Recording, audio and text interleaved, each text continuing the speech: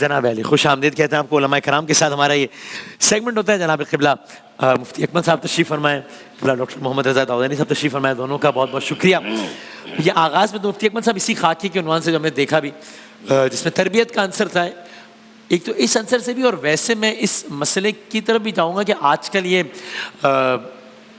اس طرح اسلحہ ایک مطلب فیشن بن گیا ہے خاص کلاس میں نا, کہ رکھتے ہیں اور پھر ان کا اس کو اس طرح ناجائز استعمال ہوتا ہے. یا یہ بھی کہ جناب وہ ٹک ٹاک اور اس کے لیے ایسی خطرناک جگہ پہ ویڈیو بنا رہے ہیں. اس شہر میں ایسا واقعہ ہوا ہے, میں جانتا ہوں کہ وہ جناب وہ اسلحہ لے کے وہ جناب ٹک ٹاک کی ویڈیو بنا رہے تھے کہ میں تمہیں گولی مار دوں گا, اور گولی چل گئی اور مر گیا بندہ. ایسے واقعہ ہوتے ہیں. تو اس عنوان سے فرمائے گا کہ یہ بچوں کا کھیل تو نہیں ہے ساری چیزیں, لیکن بن گئی ہیں. بسم اللہ الرحمن الرحیم. جیسے کہ خاکے میں دکھایا کہ یہ عدم تربیت کا نتیجہ ہے. جی ہاں, ایک ہوتی ہے عدم تربیت, اور ایک ہوتا ہے کہ عدم تربیت کے ساتھ ساتھ یا فقدان تربیت کے ساتھ ساتھ غلط قسم کا ماحول فراہم کرنا, حوصلہ افزائی کرنا, ترغیب دینا. اور یہ ہم شروع سے دیکھتے ہیں, بعض اوقات یہ ماں باپ, بچہ جیسے اسکول سے لڑ کر آیا تو ہمارے بچے کی کبھی غلطی نہیں ہوگی, غلطی ہوگی سامنے والے کے بچے کی. ہاں صحیح. اور بعض تو کہتے ہیں دیکھو پٹ کے مت آ رہا, پٹ کے آیا تو میں تیرے 2 اور تھپڑ لگاؤں گا, سر کیوں نہیں پھاڑ دیا تو نے سامنے والے کا. جب والد اور والدہ اتنے خونخوار قسم کے ہوں گے اور بچے کو ترغیب دیں گے تو بچہ تو کرے گا. تو یہ غلط چیز ہوتی ہے. بزدل بھی نہیں بنانا چاہیے, لیکن اس طرح کی حوصلہ افزائی بالکل غلط ہوتی ہے. اور ماں باپ کو چاہیے کہ اپنے بچے کی اچھی تربیت کریں. تربیت کا مطلب کیا ہے؟ تبلیغ الشیء الی کمالہ شیئا فشیئا, کسی شے کو درجہ کمال تک پہنچانا آہستہ آہستہ. جیسے جیسے بچے کی عمر ہے, جیسے اس کا طبعی تقاضا, ویسے ویسے تربیت, جس میں سب سے پہلے عقیدے کی تربیت کہ اللہ کی ذات ہے, صفات ہے, آسمانی کتابیں ہیں, جنت دوزخ, جن فرشتے, تقدیر, آخرت, یہ جو ہمارے بنیادی عقائد ہیں ان کے بارے میں, تاکہ عقیدہ خراب نہ ہو.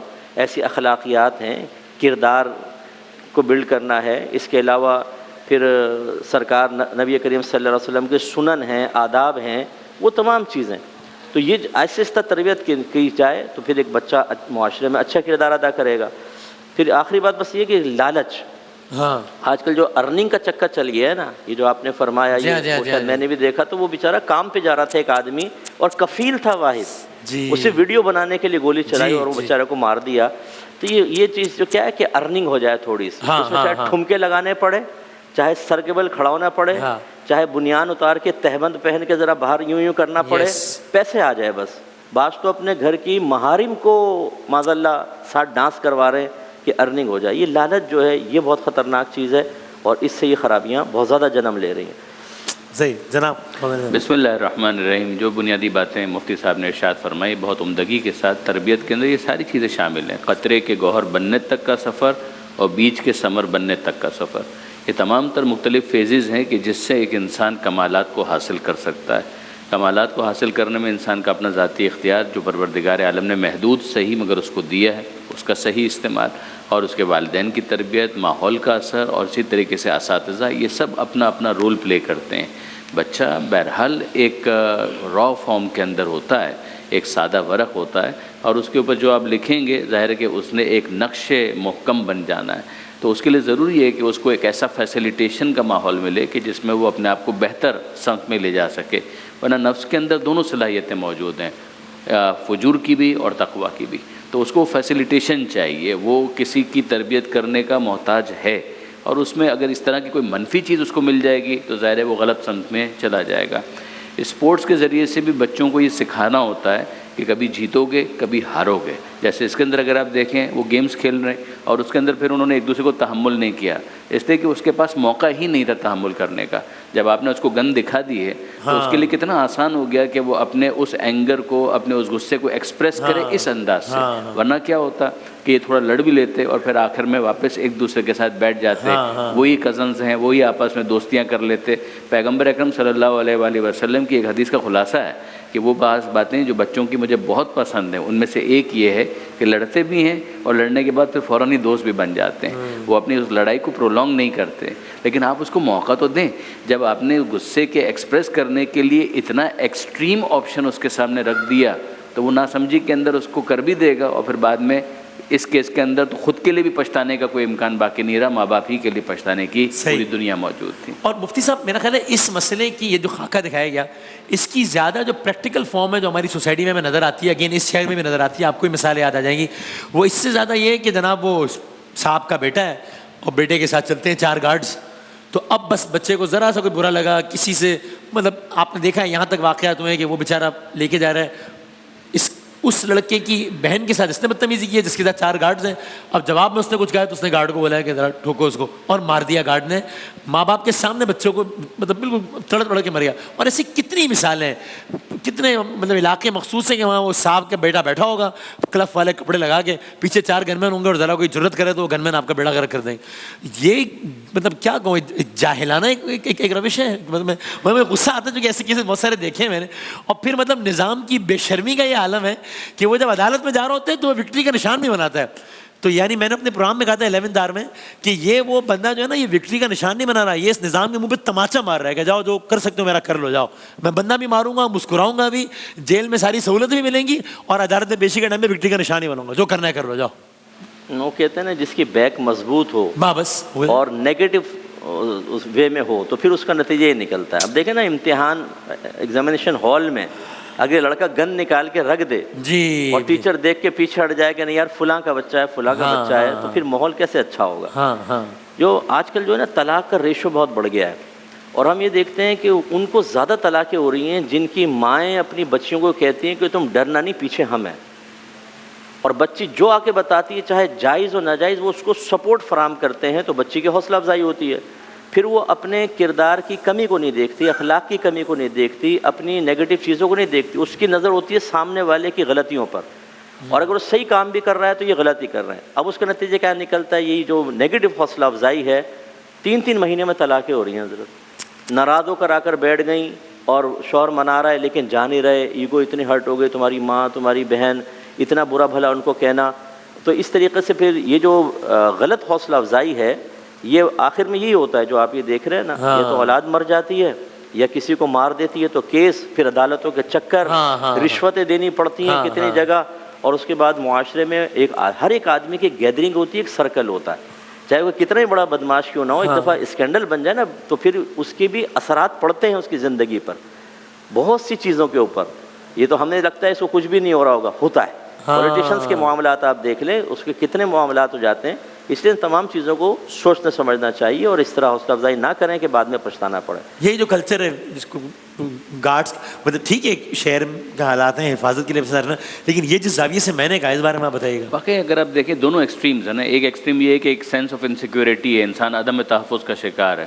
اب وہ بیچارہ کرے کیا، اگر باہر نکلتا ہے اور اس کے پاس موبائل فون ہے تو وہ بھی رسک کے اوپر ہے کہ چھن جائے گا۔ وہ اپنے آپ کو کسی نہ کسی طریقے سے پروٹیکٹ کرنے کے لیے اگر کسی کے پاس گنجائش زیادہ ہے تو وہ گارڈ بھی رکھ لیتا ہے۔ جب وہ گارڈ رکھ لیتا ہے اور اس کی اگر کوئی حیثیت پروفائل بنا ہوا ہے، وہ اپنے بچے کے لیے بھی پریشان ہے تو وہ اس کے لیے بھی رکھ لیتا ہے، وہ اپنے فیملی کے لیے پریشان ہے اس کے لیے بھی رکھ لیتا ہے۔ اب یہ سب کے سب گارڈز کے عادی ہوتے چلے گا۔ اب جب گارڈز کے عادی ہوتے چلے جاتے ہیں تو پھر ذہن کے اندر یہ چیز آتی ہے کہ اس کا استعمال مجھے کس طریقے سے کرنا ہے۔ جہاں پر نیگیٹیوٹی آئے گی وہیں پر یہ ایکسپلائٹیشن کی طرف چلا جائے گا، استحصال کی طرف چلا جائے گا۔ ہر ایک چیز اپنے مقام پر ہے، یعنی اس کو ہم کیا ایک جنرل رول بنائیں، ایک سب رول اس کے اندر نہیں بن پائے گا، لیکن یہ کہ بنیادی بات یہ ہے کہ کسی بھی ایکسٹریم ایکشن کو جسٹیفائی نہیں کیا جا سکتا۔ صحیح ہے، ایک دو سوالات شاید ہم لے پائیں وقت کے ساتھ، چلائے گا نا سوال چلے گا۔ جی مجھے یہ پوچھنا تھا کہ کیا واش روم میں کھڑے ہو کر وضو کیا جا سکتا ہے اگر کوئی اور جگہ نہیں ہے وضو کرنے کی؟ تو سر جی بالکل کیا جا سکتا ہے، لیکن ہمارے فقہ حنفی میں جو وضو سے پانی ٹپکتا ہے یہ مستعمل پانی کہلاتا ہے، ناپاک تو نہیں ہوتا، لیکن چونکہ ہم جب بے وضو ہوتے ہیں تو وضو کیوں کرتے ہیں نماز کے لیے؟ اس لیے کہ ایک ایسی نجاست ہم پر طاری ہوتی ہے جو نظر نہیں آتی، اس کو کہتے ہیں نجاست حکمیہ۔ تو یہ پانی اس نجاست حکمیہ کو لے کے گر رہا ہوتا ہے۔ اس کے علاوہ حدیثوں میں گناہ بھی دھلتے ہیں اس سے، تو پھر اس وجہ سے یہ مکروہ لکھا ہے کہ وہ پانی آپ کے کپڑوں پہ گرے۔ کھڑے ہو کر بس وضو کر سکتے ہیں، اس میں کوئی مسئلہ نہیں ہے، لیکن احتیاط یہ کرنی ہے کہ جیسے آپ نے چہرہ دھویا تو ایک ٹاول وغیرہ سے تھوڑا سا اس کو قطرے ٹپکتے ہوئے اس کو موقوف کر دیں، ایسے پھر ہاتھ وغیرہ، ورنہ اگر آپ چہرہ دھو کے سیدھے کھڑے ہوں گے یا ہاتھ دھوئیں گے تو سب اوپر گریں گے. اس کی وجہ سے احتیاط کریں، ورنہ کھڑے ہو کے وضو کرنے میں حرج نہیں ہے. یہ احتیاط کرنا بہتر ہے، ریکمینڈیڈ ہے یا ضروری ہے؟ مطلب اگر نہیں، بہتر ہے، بس مستحب ہے. اس سے وضو کی صحت پہ فرق تو نہیں پڑے وضو گا؟ کی صحت پہ کوئی فرق نہیں پڑے گا، لیکن وہی اس کی جو پانی گرے گا اس کو مکروہ لکھا ہے، مکروہ تنزیہی. مکروہ تنزیہی ہمارے نزدیک وہ فعل ہوتا ہے کہ جس کے ارتکاب سے انسان گناہ گار تو نہیں ہوتا لیکن شریعت کو ناپسند ہے. بس یہ ایسی کوئی بنیادی بات یہی ہے کہ کھڑے ہو کر وہ وضو کر سکتا ہے، واش روم کے اندر بھی کر سکتا ہے، اس میں کسی قسم کا کوئی پرابلم نہیں ہے. ایک اچھی صفت ہے انسان کا طہارت کی طرف جانا، طہارت باطنی جس کو کہا جاتا ہے، اور اس کے کپڑوں پہ پانی گرنے پر بھی ہمارے یہاں کوئی ایسی چیز نہیں ہے، کوئی مکروہ یا ناپسندیدہ بھی نہیں. ٹھیک ٹھیک، چلائیے گا جناب، ایک اور سوال چلا دیں جلدی سے بس. ہمارا ایک اجتماعی طور پہ ایک رویہ جو ہے وہ بن چکا ہے ہمارے معاشرے کا کہ ہم اپنے سیاستدانوں کو برا بھلا کہتے ہیں اور چور کہتے ہیں. کیا یہ بہتان کے زمرے میں آتا ہے؟ صحیح جناب. بنیادی طور پر مسئلہ یہ ہے کہ اگر معاشرے کے اندر کچھ غلط ہو رہا ہے تو ظاہر ہے کہ جو مسئول ہے وہ تو مسئول ہے، لیکن یہ ہے کہ پریسائز کر کے کسی کے بارے میں یہ کہنا کہ اس نے اتنا لے لیا، اس نے یہ کھا لیا، اس نے یہ کر لیا، یہ تمام تر چیزیں اگر کوئی ثبوت نہیں ہے، کوئی گواہ نہیں ہے تو بالکل بہتان کے زمرے میں آئے گا، اس میں کوئی شک اور شبہ نہیں ہے. لیکن اوور آل ہم ایک پکچر دیکھ رہے ہیں تو کہیں تو گڑبڑ ہے نا، یعنی کوئی ایکس فیکٹر تو غلط چل رہا ہے نا کہ جس کی وجہ سے یہ مسئلہ آیا. مثال کے طور پر آپ یہ کہیں کہ جناب علی یہاں پر ایک گھڑی موجود تھی اور اب موجود نہیں ہے، تو کسی نے تو لی ہے. اب وہ کسی نے لی ہے، بالکل صحیح بات ہے، کچھ غلط ہوا ہے، بالکل صحیح بات ہے. اب اگر یہاں پر جتنے بھی افراد ہیں میں کسی کی طرف بھی پریسائسلی انگلی اٹھا کر کہہ دوں اس نے لی ہے، میرے پاس کوئی دلیل ہونی چاہیے، میرے پاس اس الزام کے لیے کوئی جسٹیفیکیشن ہونی چاہیے. کچھ غلط ہوا ہے یہ بات نظر آ رہی ہے، مگر اس کی نسبت کسی کی طرف دینے کے لیے کوئی ثبوت ہونا چاہیے. اس کے بغیر اگر اس کی طرف نسبت دی جائے گی تو حتماً یہ بہتان میں آئے گا. قبلہ جی بالکل ایسا ہی ہے. جب تک آپ کے پاس ثبوت نہیں ہے، ایک شخص ملزم تو ہو سکتا ہے، مجرم تو تبھی ہوگا نا جب آپ پوری انویسٹیگیشن کریں گے. اور عوام کو تو اکثر نہیں پتہ ہوتا. اچھا خود چلتی ہوئی گاڑی سے گنے نکال رہے ہیں، وہ کولڈ ڈرنک کی گاڑی جا رہی ہے تو ایک بوتل نکال لی ساتھ سے، یا کیلے والے کے وہ پورے ایک درجن کیلے نکال لیے اور گالیاں بک رہے ہیں دوسروں کو، تو وہ بھی غلط ہے اگر کوئی کر رہا ہے، اور یہ بھی غلط ہے نا. اپنا بھی تو دیکھیں کہ ہمیں موقع ملتا ہے تو ہم بھی نہیں چھوڑتے کسی کو، ایک لمحہ نہیں چھوڑتے، تو یہ بالکل غلط ہوتا ہے. اور اس طرح پھر غیبتوں کے دروازے بعض لوگ سمجھتے ہیں شاید کھلاڑیوں کی غیبت کرنا، پولیٹیشنز کی، شوبز سے تعلق رکھتے ہیں، کوئی میڈیا پہ آتے ہیں ان کی غیبت کرنا جائز ہے. کیسے جائز ہے؟ آپ کوئی اچھے پازیٹیو گفتگو آپس میں کر لیں، آدھا گھنٹہ پونا گھنٹہ پولیٹیشنز کی غیبت کرنا، آپ کو پتہ نہیں کہ واقعی وہ ایسا ہے بھی کہ نہیں. ایک تو بہتان، پھر دوسرا غیبت. اگر ہے بھی تب بھی بلا ضرورت کسی کی برائی اس کی پیٹھ پیچھے بیان کرنا منع ہے. جیسے 12 آیات وغیرہ ہم پڑھتے رہتے ہیں کہ قرآن نے کہا کہ پیٹھ پیچھے کسی کی غیبت کرنا یہ ایسا ہے جیسے اپنے مردہ بھائی کا گوشت کھانا. یقیناً تم اس کو ناپسند کرو گے، لیکن ہم لوگ کر رہے ہوتے ہیں اور جائز سمجھ کے کر رہے ہوتے ہیں کہ شاید پولیٹیشنز کی تو جائز ہے، میرے والد کی نہیں کرنا کیونکہ وہ حرام ہوگی، امی کی نہیں کرنا کیونکہ حرام ہوگی. یہ ہمیں ایک رویہ اچھا کرنا چاہیے. صحیح. اور بس آخر میں بھی کہ اگر تنقید بھی اگر کسی پہ ہو رہی ہے، مطلب وہ ان سارے عوامل کو مد نظر رکھتے بھی، تو بھی اس یعنی کسی بھی صورت میں اس کی اجازت تو نہیں ہو سکتی، نہ ہوتی ہے کہ اس میں تہذیب اور تمدن کا دامن ہاتھ سے چھوڑ. ایک ہوتا ہے کہ میں آپ سے کہوں کہ قبلہ مجھے بالکل آپ سے اس بات پہ اختلاف ہے، میرے خیال میں آپ کی رائے بالکل بھی ٹھیک نہیں، اس کے اندر میں کوئی دوسرا لفظ استعمال کروں کہ نہیں جناب بالکل ہی غلط ہے اور میری رائے تو اس پر ہی ہے. لیکن کسی سے اختلاف مجھے اس بات کا لائسنس دیتا ہے کہ میں اس کو گالی دوں، میں پرتشدد ہو جاؤں، وہ کسی پبلک پلیس پہ بیٹھا ہے تو میں وہاں اس کو گھیر کے شروع ہو جاؤں، یہ اس کی گنجائش بنتی ہے کسی بھی صورت میں؟ چلے بہت آسان سی مثال لے لیتے ہیں. کرکٹ کا میچ ہو رہا ہے، کمنٹیٹرز بیٹھے ہوئے ہیں اور آپس میں گفتگو کر رہے ہیں، وہ بیٹھے ہی اس لیے کہ تبصرہ کر رہے ہیں. صحیح ہے. وہ میچ بھی کوئی چھپ کر نہیں ہو رہا، اوپنلی ہو رہا ہے اور وہ لوگوں کی نظر میں بھی ہے. ایک طریقہ کار یہ ہو سکتا ہے کہ یہ شاٹ انہوں نے اتنا اچھا نہیں کھیلا، اس کو یہاں سے اس طرح کھیلتے تو اچھا ہو جاتا ہے، مزید ان کو بہتری کی ضرورت ہے. اور ایک یہ ہے کہ اس کو تو بلہ اٹھانا ہی نہیں آتا. یہ دو لفظوں کے اور دو جملوں کے درمیان جو انتخاب ہے اسی میں آپ فرق دیکھ لیجئے. ایک یہ ہے کہ ہم یہ کہیں کہ جناب یہ بال جو تھی انہوں نے بہت لوز ڈیلیوری کر دی جس کی وجہ سے ان کو یہ شاٹ لگ گیا اور ان کو یہ نتائج دیکھنا پڑ گئے. اور ایک یہ ہے کہ اس کو بال پھینکنا پتہ نہیں کس نے سکھایا ہے، کیوں یہ یہاں پر آ گیا ہے، اس کو تو یہ جملوں کے درمیان فرق ہے. مسئلہ سارا ہمارے یہاں یہ ہوتا ہے کہ مولا علی کا ایک بہت پیارا جملہ ہے، اذا اقبلت الدنیا الی احد اعارته محاسن غیرہ. دنیا جب کسی کے فیور میں ہوتی ہے تو دوسروں کی اچھائیاں بھی اس کے کھاتے میں ڈالتی ہے، اور جب اس سے اپنا منہ پھیر لیتی ہے تو جو اس کے واقعی محاسن ہوتے ہیں، جو واقعی اس کی اچھائیاں ہوتی ہیں، وہ بھی اس کو دینے کے لیے ڈیو کریڈٹ بھی اس کو دینے کے لیے تیار نہیں ہوتی. یہ دنیا بے رحم ہے، مگر اس بے رحمی کے اندر ہم کم سے کم اپنا حصہ نہ ڈالیں. ایسی بات فائنل میں جی بس یہ ہے کہ دیکھیں اگر کوئی غلط بھی ہو نا، ہاں آپ اپنے اخلاق کا دامن نہ چھوڑیں. آپ کا کردار بہتر انداز میں لوگوں کے سامنے پیش ہوگا اور کم از کم آپ پہ انگلی نہیں اٹھے گی. صحیح ہے. اب ہم اندر کا غصہ نکال دیتے ہیں. آپ تو جو آفیئر ہو کے سنتے ہوں گے وہ تو الگ ہی ہوتا ہوگا, ہم لوگ آن ایئر جب سنتے ہیں تو عجیب سا لگتا ہے بعض اوقات. لیکن یہ سوچنا چاہیے کہ پبلک آپ کے بارے میں کیا سوچ رہی ہے. یہ جو آپ کمنٹس, آپ کا غصہ تو نکل گیا, بھڑاس نکل گئی, دل ٹھنڈا ہو گیا, قریبی ساتھیوں نے کہا یار کیا چھا گیا یار, شیر کی طرح گرجا یار, یہ ہوئی نا بات. لیکن آپ کا ووٹ بینک متاثر ہوگا, لوگ آپ سے بدظن ہوں گے, لوگ آپ کے بارے میں کتنا برا بھلا کہتے ہیں, آپ کے خلاف آرٹیکل لکھے جاتے ہیں. اس میں اپنی پارٹی کا فائدہ کر رہے ہیں یا نقصان کر رہے ہیں آپ. اور ایسی عوام الناس کو بھی چاہیے کہ وہ اس طرح بد اخلاقیاں نہ کرے. یہ وہ جو نبی کریم کی حدیث ہے نا کہ جو اپنے لیے پسند کرتے ہو اپنے مسلمان بھائی کے لیے پسند کرو, تمہارا ایمان کامل ہو جائے گا. تو یہ سوچیں کہ جو میں کسی کے بارے میں کہہ رہا ہوں, اگر یہی جملے میرے والد کے بارے میں ہوتے, والدہ کے بارے میں, بھائی کے بارے میں, خود میرے بارے میں, تو پھر فوراً آدمی تھوڑا ٹھنڈا ہوتا ہے کہ نہیں یہ واقعی غیر مناسب حرکت ہے. بہت بہت نوازش, بہت شکریہ. بس میں یہی کہوں گا, علماء نے گفتگو کر دی تھی, گنجائش نہیں رہتی, لیکن تنقید بالکل مطلب ہر کسی کا حق ہے, لیکن ایک سرٹن لائن کراس نہ ہو تو شاید بہتر ہے, جس میں اپنی رائے کا اظہار بھرپور کریں, لیکن یہ کہ اس میں الفاظ کا چناؤ اور وہ بہتر بہت ہو سکتا ہے.